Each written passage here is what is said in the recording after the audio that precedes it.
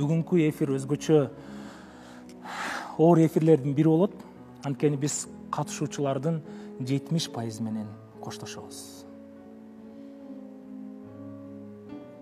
Ошол 70%-дын катарында кимдер экенин, ким 30%-да экенин анда бүгүнкү чыгарылыштан көрөлүк.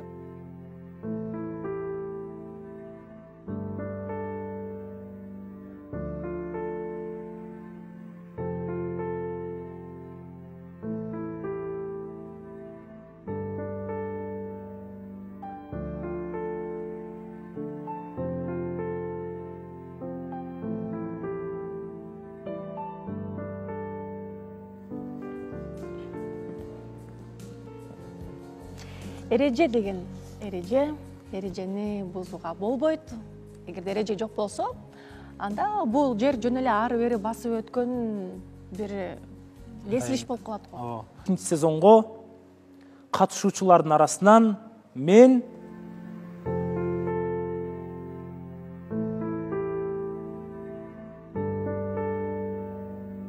ушул жерден үйлөнүп кетейинчи.